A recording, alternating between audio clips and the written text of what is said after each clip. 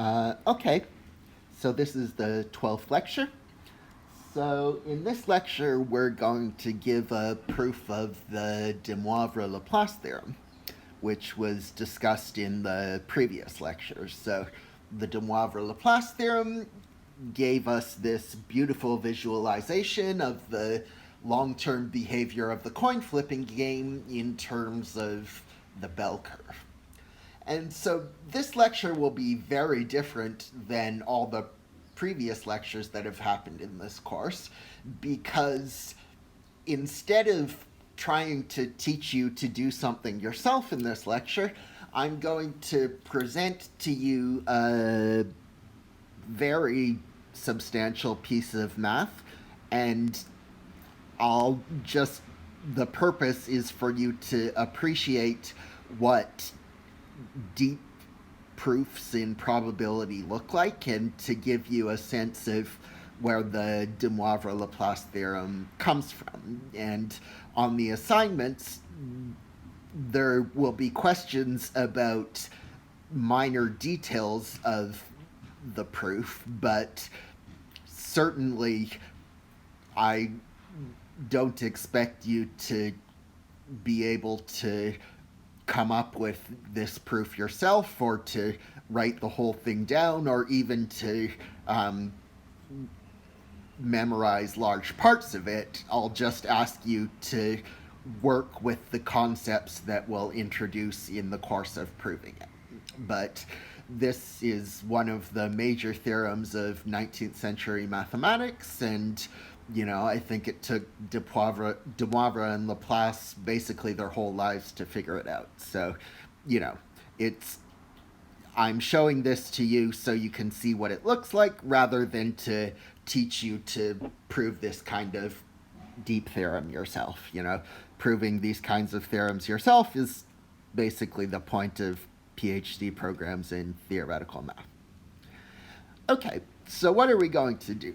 We're going to consider exactly the setup we had last time, where we were working with the DeMoivre-Laplace theorem. So we have this imaginary theater where we're watching this coin flipping game, and there's a bias of P towards heads, and what the heads player gets $1 every time the coin is heads, and the heads player pays the tails player $1 every time the coin is tails.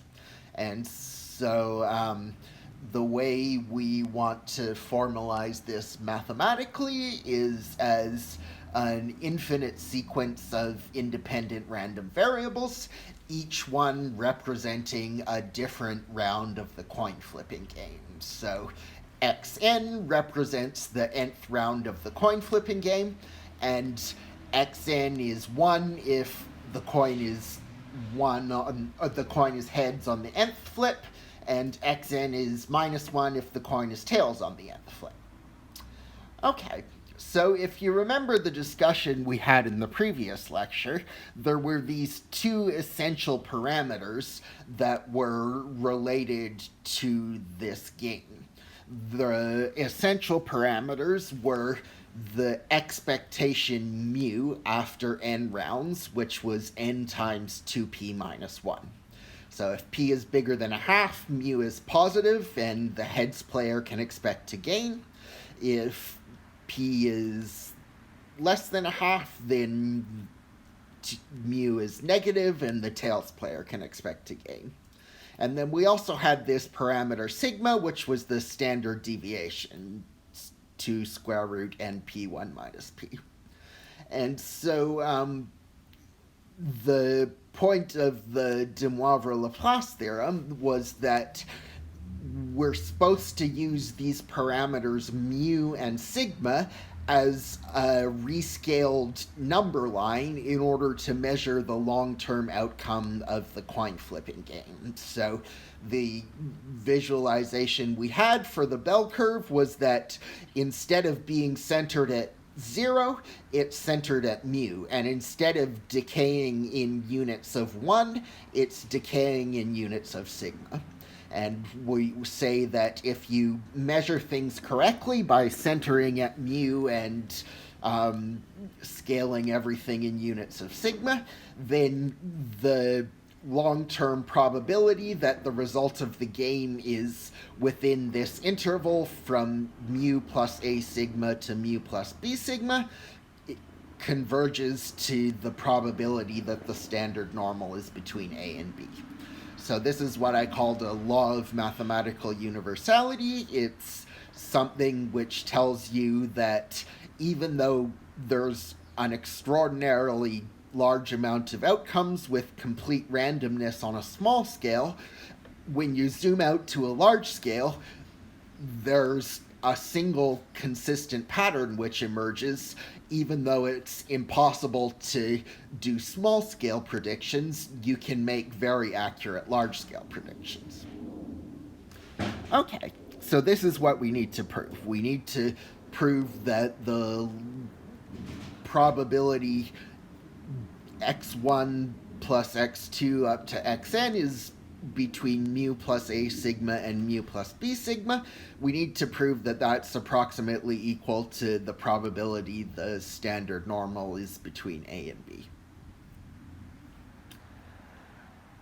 Okay, so for the rest of the lecture, we'll fix two real numbers a and b, with a less than b, and we're going to fix the heads bias p in between 0 and 1.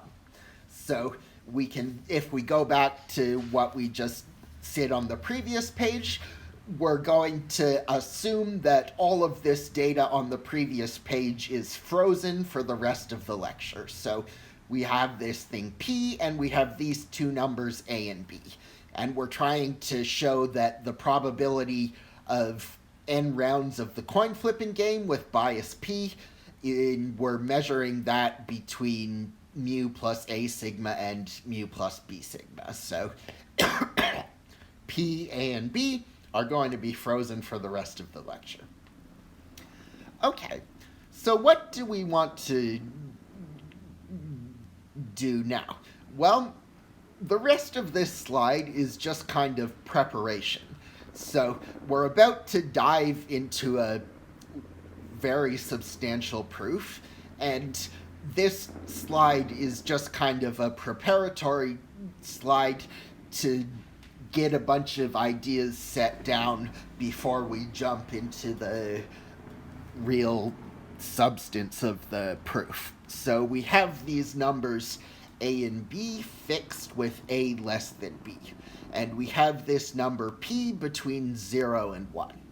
And so in order to make our notation convenient, we're going to write q instead of 1 minus p.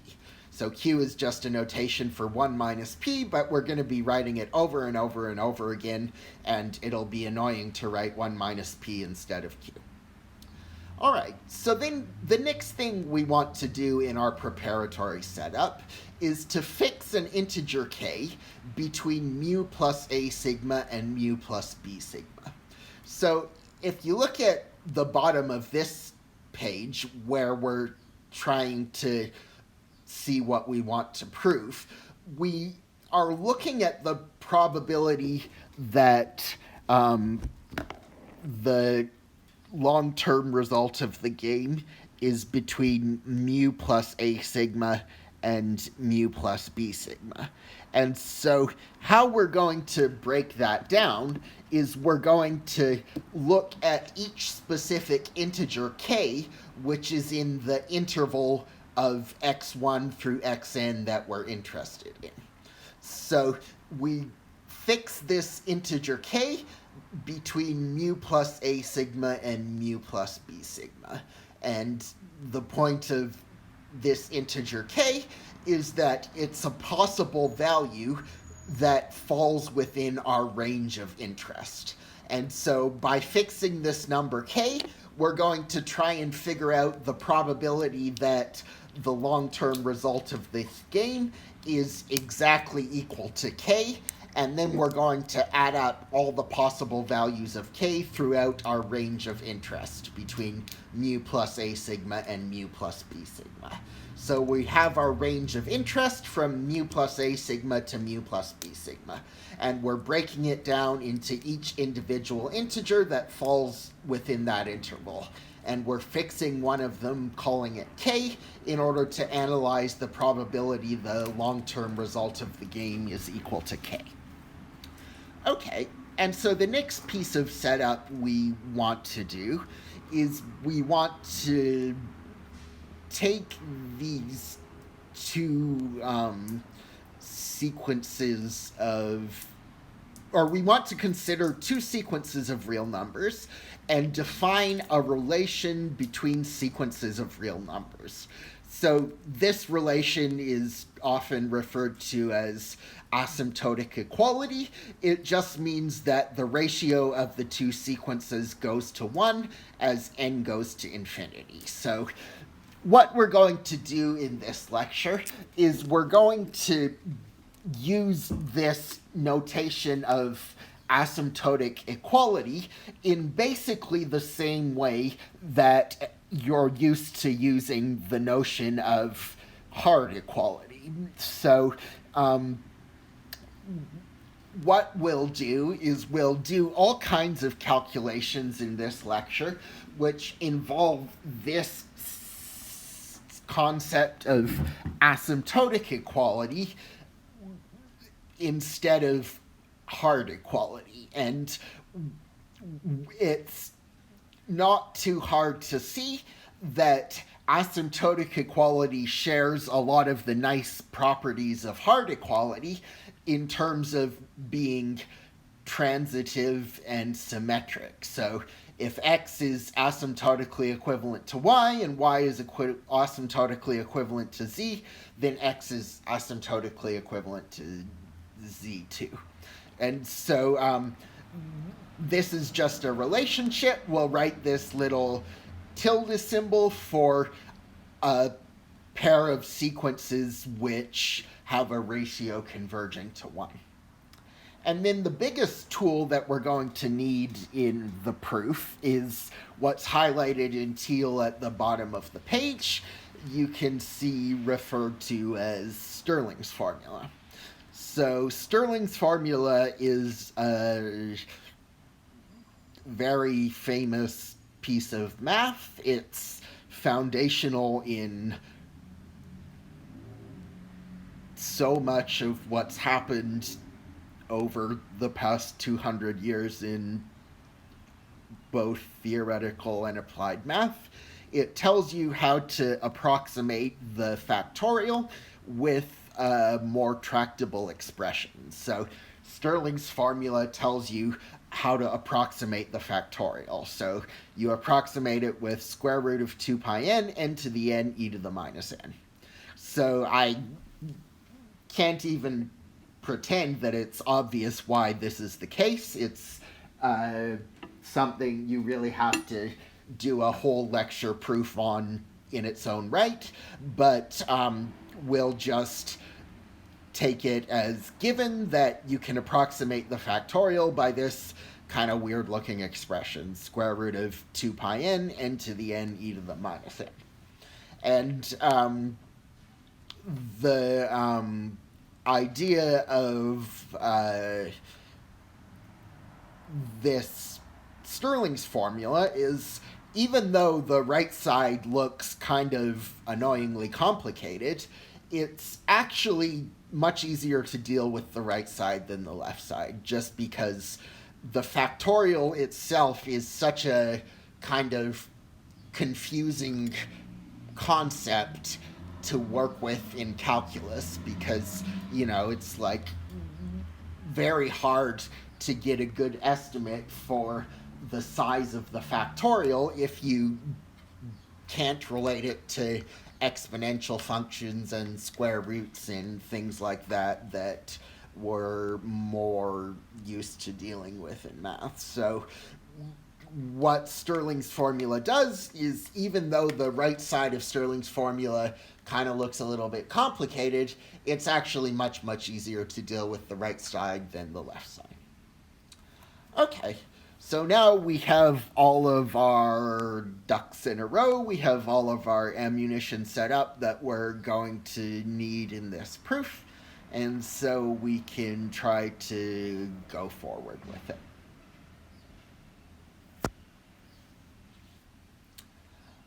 All right.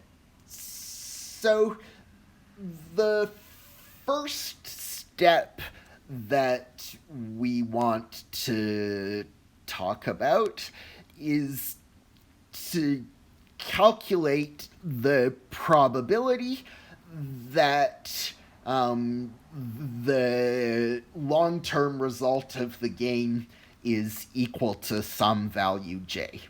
So we have this value j, which is a potential long-term result of the game. And what we're thinking is that we want to calculate the probability that the long-term result is equal to j. And so what we need to do is, instead of working with the long-term result of the game directly, it's easier to work with the number of heads. And so it's pretty transparent that working with the number of heads is essentially the same as working with the long-term result of the game, because the long-term result of the game is just the number of heads minus the number of tails. And the number of tails is just n minus the number of heads. So we get the long-term result of the game, x1 plus up to xn, is equal to 2k minus n, where n is the number of heads.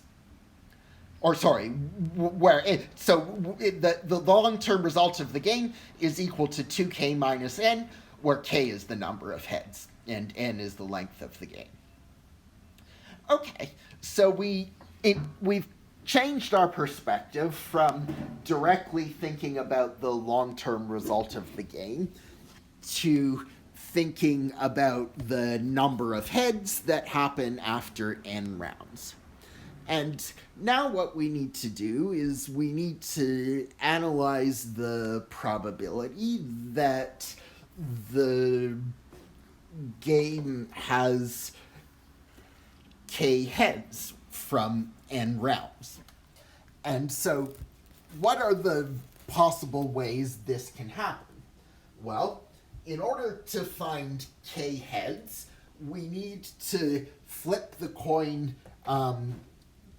k times and have the probability p outcome occur. So we need to also flip the coin n minus k times and have the probability q outcome occur. So p to the k is the probability of getting k heads, and q to the n minus k is the probability of getting n minus k tails. So we can see that for each outcome which involves k heads, that outcome has probability p to the k times q to the n minus k. So we've been able to calculate the probability of an individual outcome having k heads, where we think of an individual outcome as a specific path the game could take over n rounds. So, if k is 2 and n is 3, we could have an outcome heads, tails, heads, which would have probability p squared times q. We could have an outcome tails, heads, heads, which would also have probability p squared times q. So we have all of these possible outcomes of the game, which have k heads, and each one of them has probability p to the k times q to the n minus k. And then what we can say is that there are n choose k such possible outcomes, because we have n possible spots in the game for the different results of the n rounds. And what we're thinking about is how many of those rounds involve filling n spots with k heads. And so the number of rounds that fill n spots with k heads is basically the one way to define the binomial coefficient n choose k. So finally we get what we're looking for, just having made this minor substitution where instead of looking at the long-term result, we're writing things in terms of the number of heads. So the probability that the long-term result of the game is 2k minus n is n choose k times p to the k times q to the n minus k.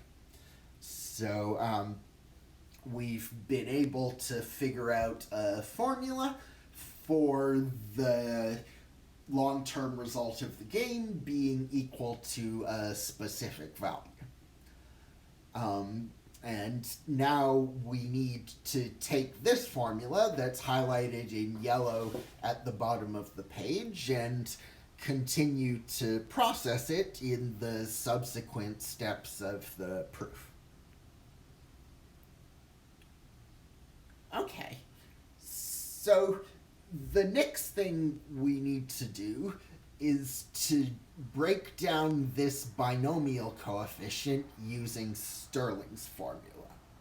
So what we're doing here is something that sometimes one has to do in math, which is to sacrifice abstraction for complexity in order to conduct detailed analysis at a relatively low level.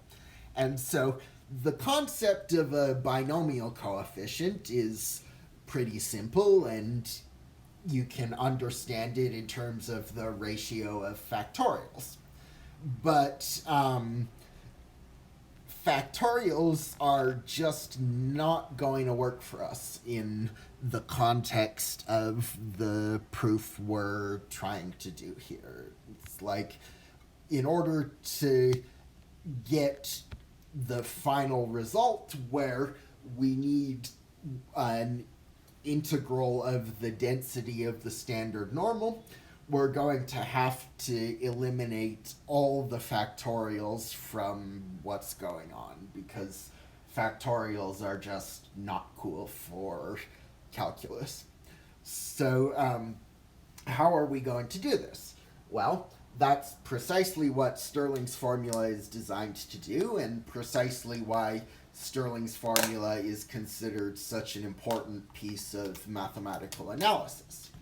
It allows you to approximate all kinds of things involving factorials, including binomial coefficients, with expressions which are more complicated but are somehow made of simpler pieces.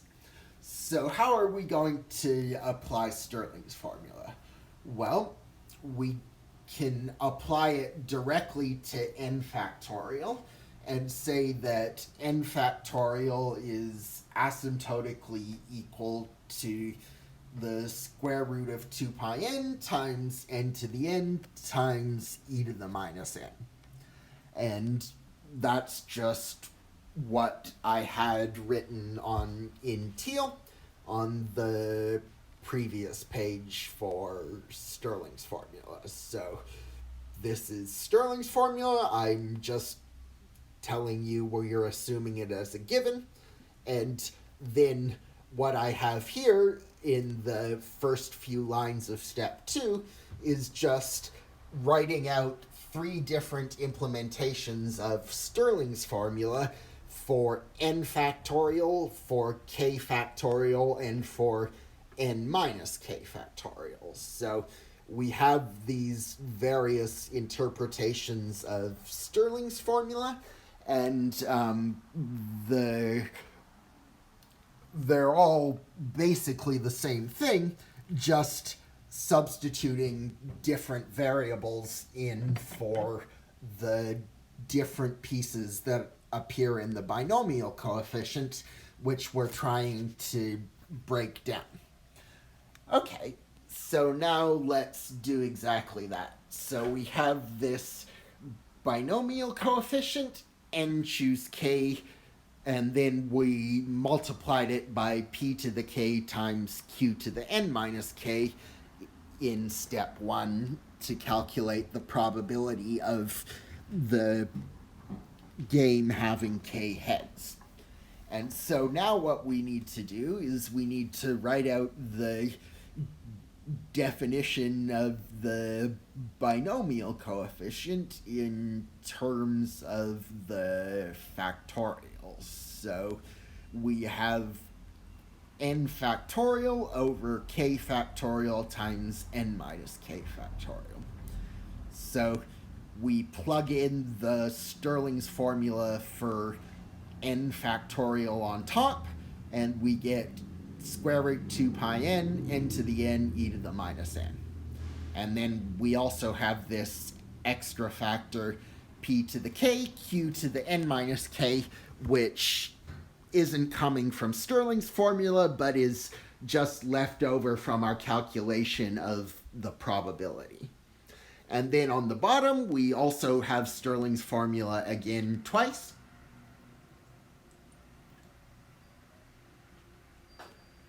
So we substituted in 2 pi k, k to the k, e to the minus k, and square root 2 pi n minus k to the n minus k, e to the minus n plus k.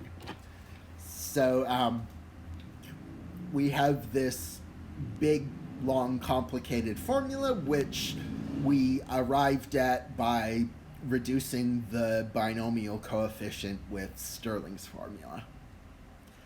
And then what I have highlighted in yellow at the bottom of the page is just kind of a simplification of what's above it that is going to turn out to be especially useful. So, you know, these are the reasons I say that not only the length of this proof, but it's hard to motivate the details of why various things are being done, and other than just to see how the whole structure works out at the end. So, you know, it's like rewriting this big complicated formula into the thing highlighted in yellow is what we need to do, because that's what makes the rest of the proof work going forward. And hopefully you can verify at an algebraic level that the thing highlighted in yellow actually is equal to the thing above it. And, you know, there's no way to explain why this is the correct rearrangement other than just to keep going with the rest of the proof. So you see why this yellow thing helps us turn everything into the standard normal. Okay, so the next thing we need to do is we need to simplify a little bit of what was going on in step 2, because if you look at what's on the bottom left of this page, what's on the bottom left of this page is an identical copy of what was highlighted in yellow at the end of step 3.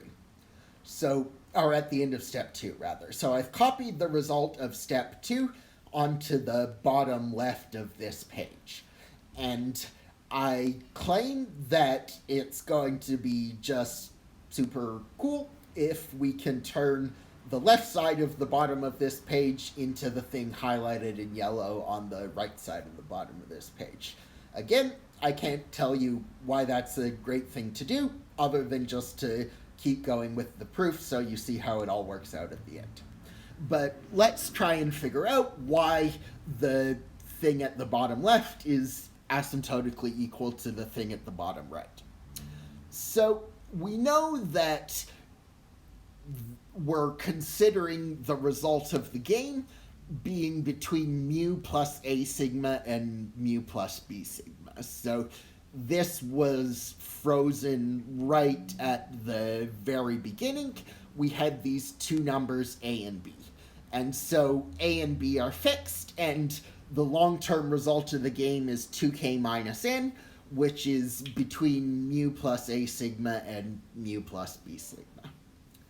Okay, so on the next line, where there's the first biconditional, I just substituted in the basic parameter calculations that we did for the coin flipping game. So we had that the mu was n times 2p minus 1, and sigma was 2 square root np 1 minus p. And we've adopted this notation q equals 1 minus p.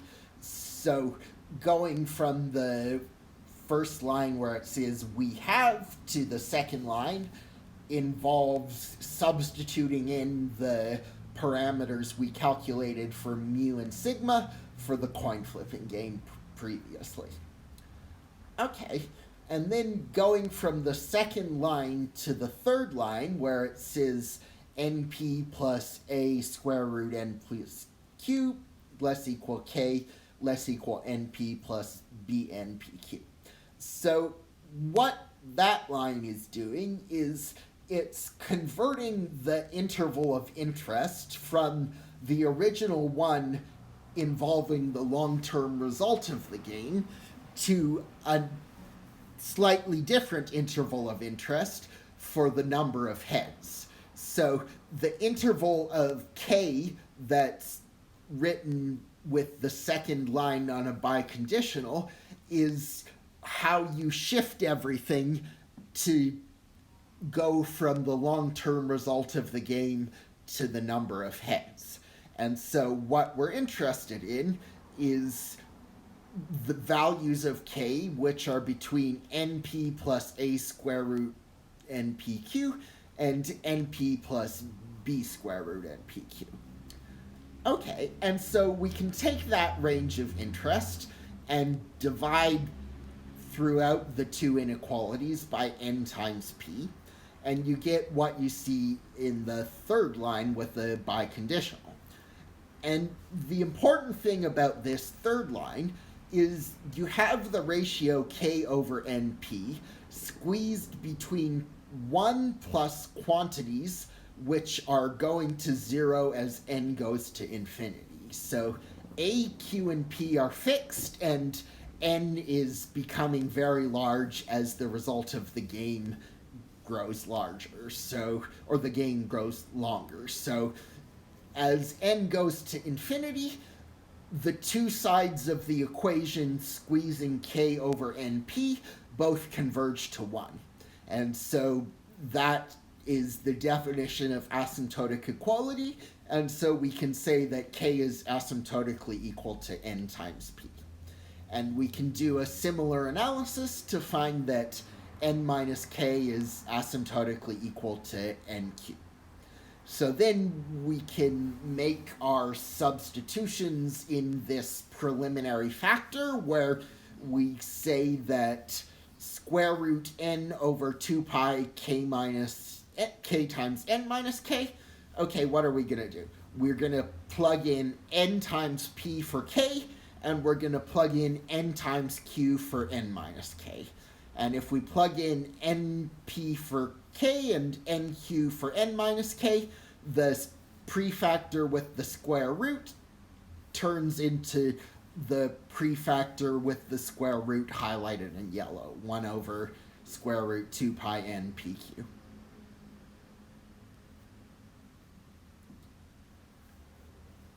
Okay, so the next step we want to do in the proof is to analyze the other factors in the product which represents the probability of getting k heads. So if we go back to the thing highlighted in yellow here, we already did some work on the prefactor 1 over square root 2 pi npq. So that prefactor is pretty good for us now. We need to do more work with the next two factors. So we need to try to manipulate np over k to the k and nq over n minus k to the n minus k. And the way we're going to manipulate those factors into something more helpful to us is by using the Taylor series for the logarithm. We only need the first two terms of the Taylor series for the logarithm, but what we can say is that if we rescale k so it has mean 0 and variance 1, so we introduce this variable yk by subtracting the mean and dividing by the standard deviation. And this variable yk is going to end up being what we integrate over when we eventually find the density of the standard normal. Okay, and so we have the Taylor series for log. Log 1 plus t is approximately t minus t squared over 2. And so we're going to look at log of np over k to the k. So we can take the k down from the exponent, and in order to use the Taylor series for log of 1 plus t, we want to get a 1 inside of the log. So we can just rewrite what's inside of the log. We can rewrite n times p over k as 1 minus square root npq over k times yk. So what we've done there is we've introduced this variable yk, which is going to be useful later as the variable of integration, and we've rewritten things in terms of 1 minus, but you can hopefully check algebraically that 1 minus square root npq over kyk is equal to np over k. All right, and then we can use the Taylor series for log to write log of 1 minus square root npq yk over k as what the Taylor series is, where we substitute minus t for that. So we get minus square root npq yk over k minus npq yk squared over 2k squared. And we can make a similar computation with np over n minus k to the n minus k. So in this case, instead of getting log of 1 minus something, we get log of 1 plus something. So we get log of 1 plus square root npq yk over n minus k. And then when we apply the Taylor series for log, we get the thing that's written below it with n minus k. And the whole reason this proof works is because when you add these two things, the first terms cancel out. It's like when you take log of np over k to the k and add it to log of np over n minus k to the n minus k, the first two terms in the Taylor series for log cancel out. And that's kind of the mathematical miracle that makes this thing happen. And then what you end up getting is you get, when you add these two logs, you get the quantity I have highlighted in yellow on the bottom right. So you add the two logarithms of these two quantities and you get the thing highlighted in yellow. And what we are going to want to do with that is to substitute it back in for our formula for the probability. So if we go back all the way here, we had this formula for the probability of k heads. And in step 3, we worked on manipulating the prefactor with a square root into something we like better. And in step 4, we manipulated the np over k to the k and nq over n minus k to the n minus k into something we like better. Okay, and so let's go through and combine all these steps. So we started in step 1 with the probability that the long-term result of the game is 2k minus n, where k is the number of heads. And we figured out that this is equal to n choose k times p to the k times q to the n minus k. And then in step 2, we applied Stirling's formula to reduce n choose k, p to the k, q to the n minus k into what you can see below it for step 2. And then in step 3, we did this reduction of the square root prefactor to get what you see written as step 3. And then in step 4, we did this calculation with the logarithms of np to the k over k and nq over n minus k to the n minus k. And we got that the sum of the logarithms of these two things is n squared pq yk squared over 2k n minus k. And so since the sum of the logarithms is the thing highlighted in yellow, the product is the exponential of the thing highlighted in yellow. So we can say that np over k to the k times nq over n minus k to the n minus k is equal to e to the n squared pq yk squared over 2k times n minus k. And so we can go a little bit farther and say, well, in step 3, we calculated that k was asymptotically equal to pn, and qn minus k was asymptotically equal to qn. So we can take the exponent in what came out of step 4, and we can take one copy of np in the numerator and cancel it with the k in the denominator.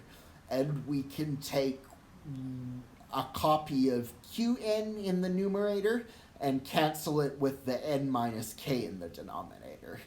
And so we finally get that the probability the long-term result of the game is equal to 2k minus n is asymptotically equal to 1 over square root 2 pi n pq e to the yk over 2, where yk was defined as, on this page, k minus np over square root npq. Okay, so now we need to take this formula we have for the individual probabilities and turn it into an approximation of the integral that defines the density of the standard normal. So we know that originally we were trying to figure out the probability that the long-term result of the game is between mu plus a sigma and mu plus b sigma. And we made this substitution. Instead of the long-term result of the game, we're looking at k for the number of heads and saying the result of the game is 2k minus n. And then in step 2, we did this rearrangement where we figured out which interval for k corresponds to the interval of interest for the long-term result of the game. So we need to concentrate on the interval where the number of heads is between np plus a square root npq and np plus b square root npq. And what we can see from that interval is that if we look back at the definition of yk, this interval of k is exactly the same thing as an interval where yk is less than or equal to a, or is greater than or equal to a and less than or equal to b. So what we've done is we've changed variables so that the interval of interest is no longer mu plus a sigma to mu plus b sigma. Instead, the interval of interest is yk between a and b. All right, and so then we are trying to compute the probability that the long-term result of the game is between mu plus a sigma and mu plus b sigma. And we can break that down into a family of different mutually exclusive events depending on which particular integer in that interval the long-term result of the game comes out to be. And so the long-term result of the game comes out to be equal to some value 2k plus n, and those are mutually exclusive events for different values of k. So in order to get the probability that the long-term result of the game is in this interval, we need to add up the individual probabilities for the various integers within the interval it could be equal to.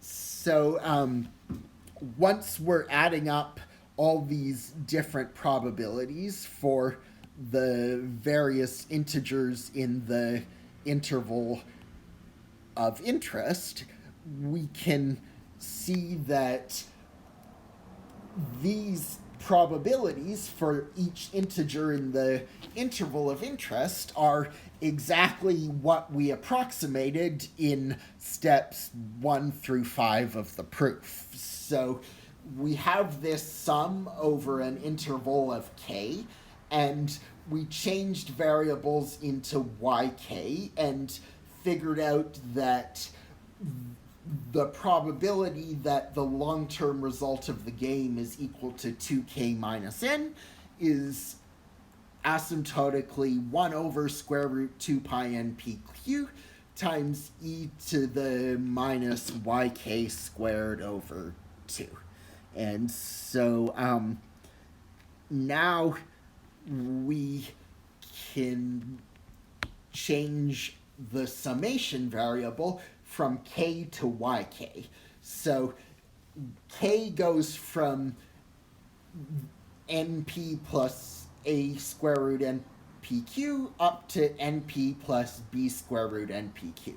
And that's exactly the same as yk going from a to b.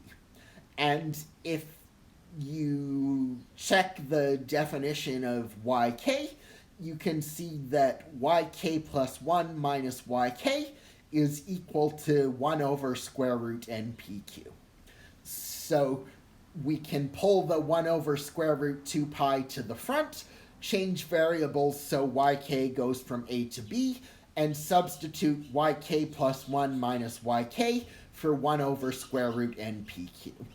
And finally, what this does for us is it gives us what's called a Riemann sum. So this is a Riemann sum for the integral of e to the minus y squared over 2 from a to b.